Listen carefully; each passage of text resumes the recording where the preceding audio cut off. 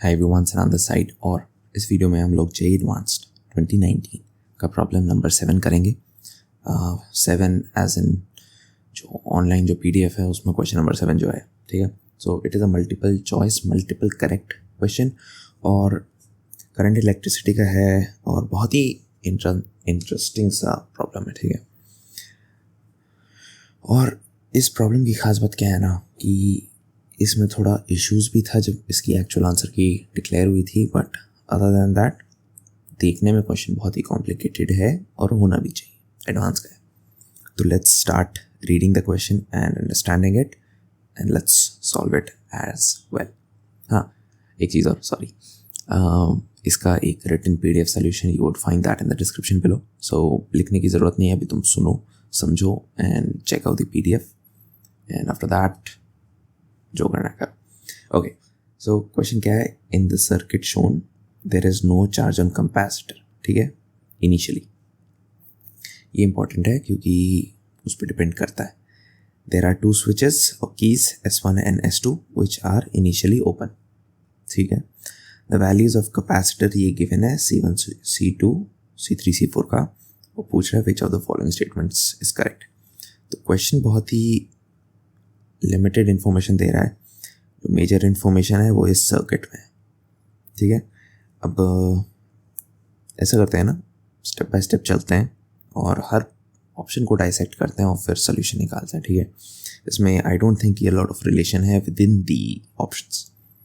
सो सबसे पहला क्या है, option A, at time t is equal to 0 S1 को क्लोज किया गया तो उस वक्त instantaneous current should be 25 milli ampere, ठीक है। तो जैसे ही सबसे पहली चीज़ ये बात करते हैं, अभी स्विच S1 को क्लोज किया गया तो स्विच ये वाला जो बीच का ये जो PQ है इट इज़ नॉन एग्जिस्टेंट, तो हमारे पास सिर्फ आउटर सर्किट है। प्लस कैपेसिटर्स इनिशियली डिस्चार्ज थे, so when you close the switch instantaneously capacitors would act like wires, exist ही नहीं करते हैं, ठीक है। So what we would be having is the voltage and these 3 resistors तो circuit में। so let me just draw that circuit। तो एक तुम्हारे पास 5 वोल्ट की बैटरी है, 30 ओम का एक है, एक 70 ओम है एंड दूसरा 100 ओम का रेजिस्टर है। And this is your actual circuit, जो लॉजिकल सर्किट एक्चुअली में होगा, and the way that we would treat like the circuit at t equal to 0। तो इसमें क्या, ओम्स लॉ से V is equal to IR। so I चाहिए हमें, I is equal to V by R, और V कितना है, 5 है, R कितना है, 30 plus 70 plus 100 which is 5 over 200, ठीक है। ऊपर नीचे मैं 5 से मल्टीप्लाई कर देता हूँ, so what we would get is 25 by 1000 amperes which is what, 25 milliamperes।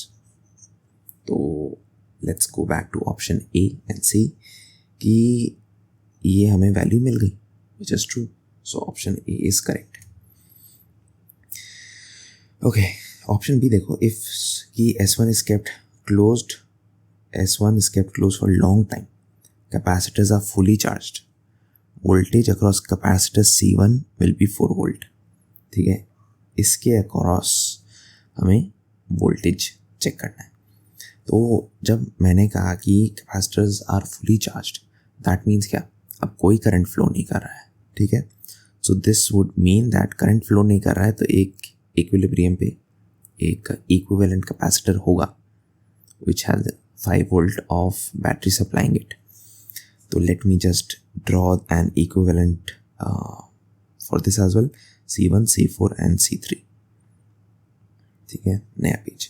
so what I would be having is this is 5 volt, यहाँ पे मेरा था C1 and resistor नहीं होगा, this would be 2 capacitors like this, C3 and C4। तो इसकी values क्या थी कैपेसिटर्स की, 10 and 80 माइक्रोफैराड, ठीक है, this is 10 microfarad, these two are 80 microfarad. ठीक है, अब हमसे वोल्टेज अक्रॉस C1 पूछा है। ठीक है, जब मैं C1 की बात करता हूँ तो मैं वोल्टेज कैसे निकालूंगा? तो I know Q is equal to CV, so Q by C is equal to V। ठीक है, तो इसका कैपेसिटेंस है मेरे पास, मुझे इसका वोल्टेज चाहिए। I don't have the charge on this. Charge निकालना सिंपल है, because C1 C3 and C4 are in series. हम लोग एक इक्विवेलेंट कैपेसिटर लगा सकते हैं, क्योंकि यहाँ से कुछ चार्ज यहाँ प्लस Q एक्यूमुलेट होगा, या माइनस Q, यहाँ प्लस Q, यहाँ माइनस Q, यहाँ प्लस Q, यहाँ माइनस Q, क्योंकि सीरीज में तो चार्ज सेम होगा सब पे, है ना। So that same charge would be on that equivalent capacitor as well. तो 1 बाई C इक्विवेलेंट क्या होगा? 1 by C1 plus 1 by C3 plus 1 by C4। तो 1 by 10 microfarad plus 1 by 80 microfarad plus 1 by 80 microfarad. तो ये इन दोनों को मैं अगर कंबाइन कर दूँ, so that would give me 2/80 microfarad, which is 1/40 microfarad. This can be written as 4 plus 1 by 40 microfarad, which is 5 by 40 microfarad, which is equal to what? 1 by 8 microfarad. ठीक है, so C equivalent की value है 8 microfarad। ठीक है, so I have this C equivalent and इसका वो Q क्या होगा? Q is equal to CV। तो C हमारा 8 माइक्रोफेराड है और वोल्टेज है तुम्हारा 5, so that means this is 40 micro coulomb. इतना तुम्हारे पास चार्ज है हर कैपेसिटर पे, so इस Q की value is 40 micro Coulomb's. Now when I have this charge, I can figure out the voltage across this particular क्या कहते हैं कैपेसिटर। तो इसका क्या होगा? Q is 40 micro coulomb over capacitance इसका कितना है? 10 micro farads, that means 4 volts. तो potential difference across this capacitor is 4 volt. तो प्लस इधर है, माइनस इधर है, प्लस इधर है, माइनस इधर है, प्लस इधर है, माइनस इधर है। ठीक है, एंड सिमिलरली हम बाकी C3 एंड C4 का भी निकाल सकते हैं voltage, which would be what? 40 micro coulomb over 80 micro farad, which is 0.5 volt. So C3 and C4 पे का जो पोटेंशियल डिफरेंस है वो 0.5 वोल्ट है, और C1 के ऊपर 4 वोल्ट है। ये मैंने दूसरा इसलिए कैलकुलेट किया फॉर C3 एंड C4, क्योंकि ये हमें आगे ज़रूरत पड़ेगी। So let's go back to this problem. So if key S1 is closed, the capacitor is fully charged, voltage across capacitor C1 is 4 volt, which is what? Which is true. So option B is also correct. And I would just skip option C for the moment, क्योंकि option D जो है, this is very much same, कि S1 is kept closed for long time, capacitors are fully charged, the voltage difference between the point P and Q will be 10 volt.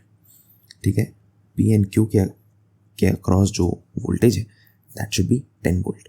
अब क्योंकि initially S2 तो open है, सो इस 10 volt battery का तो कोई use आएगा नहीं इस पोटेंशियल डिफरेंस में। What is important is this, यहाँ लेफ्ट में ऑब्जर्व करो, क्योंकि एट स्टेडी स्टेट जब कैपेसिटर फुली चार्ज हो गया, करंट फ्लो नहीं कर रहा है, so potential difference across PQ is same as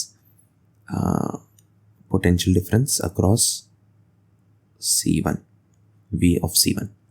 ठीक है, एंड V of C1 हमने जस्ट कैलकुलेट किया, that is 4 volt. So potential difference across PQ would be 4 volt and not this 10 volt. So this point is wrong, so option D is wrong. ठीक है, तो A correct है, B correct है, D incorrect है, C का हमें कोई idea नहीं है।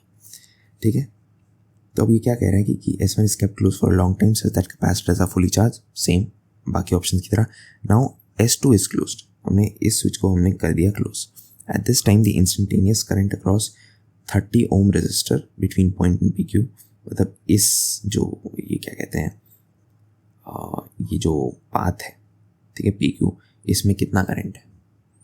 ठीक है, and instantaneous will be 0.2 ampere round off to the first decimal place. तो थोड़ा कॉम्प्लिकेटेड आंसर आने वाला है क्योंकि इन लोगों ने कहा है कि राउंड ऑफ करो, बट एक 0.2 एम्पियर वैल्यू दे दी है।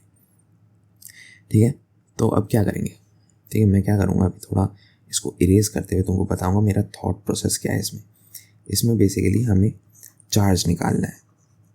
And at the same time तुम ये ऑब्जर्व करो कि जैसे ही हमने कहा कि S1 is closed for a long time, steady state पे आ गए हैं, तुम्हारा capacitors are fully charge and after that when I close the switch S1, क्या होगा कि तुम्हारा जो कैपेसिटर है that would act as what, they would act as a battery source. ठीक है, सो जैसे कि मैंने कहा था डायग्राम में अभी कैलकुलेट किया था, so this would be acting as a battery of 4 volt. This would act a battery like this of 0.5 volt, and this would act as a battery, देखिए positive negative 0.5 volt।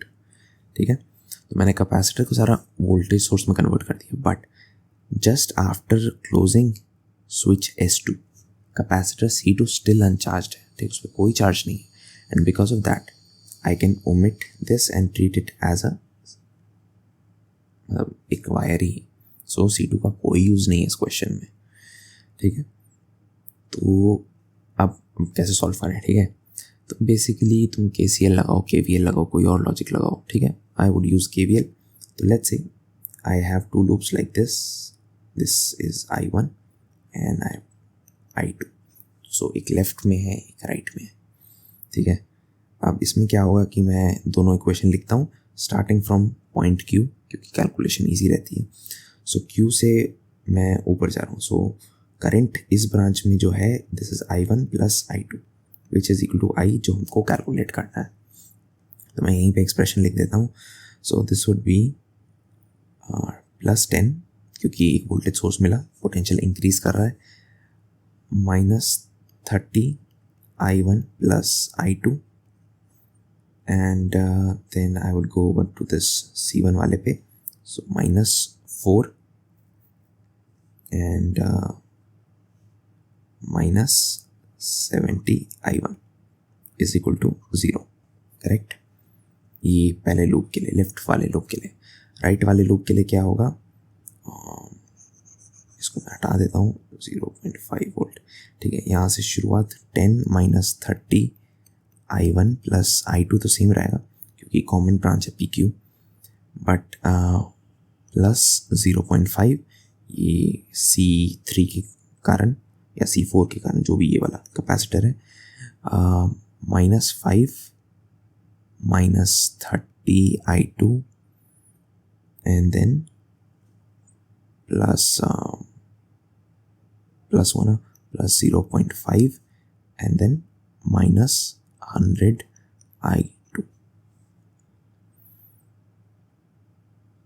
ठीक है, I hope कि मैंने कुछ गड़बड़ नहीं की हो। So this is what.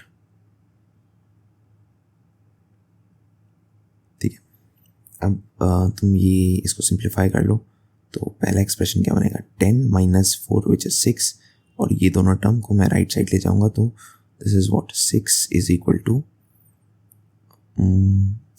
100 I1 plus 30 I2। ठीक है, और सेकेंड के लिए क्या है? 0.5 - 5 that is again -4 10, so this would be 6 is equal to 30 I1 plus what? या 100 I2 है, या 130 I2, 130 I2 इन दोनों के कारण, एंड इसके कारण भी एक आएगा I2, तो that would be 160 I2 if I am not wrong. ठीक है, तो ये थोड़ा गंदा एक्सप्रेशन। तुम इससे you can solve these two expression and you would get some value of I1 and I2। सॉल्व कर सकते हो, इतना दिमाग लगाओ, but in the end what you would actually get is I1 plus I2 is not 0.2। ठीक है, ये और सम वैल्यू क्लोज टू 0.0 0.08 या 0.079 के पास कुछ वैल्यू आएगी. So this is option C is wrong, क्योंकि तुम्हारी वो वैल्यू आएगी नहीं. तुम KCL लगाओ, KVL लगाओ, नोडल एनालिसिस, मैश एनालिसिस, जो भी तुम लगाओ, you would not get this 0.2 ampere in the middle branch. Okay, ठीक है. अगर यहाँ कहीं मेरे से कैलकुलेशन एरर हुई होगी, so I am sorry, but calculation मैंने ऐसे की है. ठीक है. करंट का डायरेक्शन देख लो दोनों में. If you have different direction of current, the current in branch PQ would also be different, but in the end और जो करंट जो आना चाहिए PQ ब्रांच में, that would not be 0.2 ampere. ठीक है. फिर that is about this particular video. तो बिफोर यू गो, इसका full written PDF solution you can get that in the description below. Full step by step है. इस equation को solve भी किया उधर, you can check that out. And PDF free है, देख लो. एंड अगर तुम्हारे पास कोई भी प्रॉब्लम है, you want me to solve, write that question in the description with the options and how much have you solved. ठीक है. तुम अपना thought process बताओ, तुमने अभी तक क्या क्या किया है वो बताओ, and hopefully I would make a video on that. So thanks for watching and I'll see you in the next video. Bye.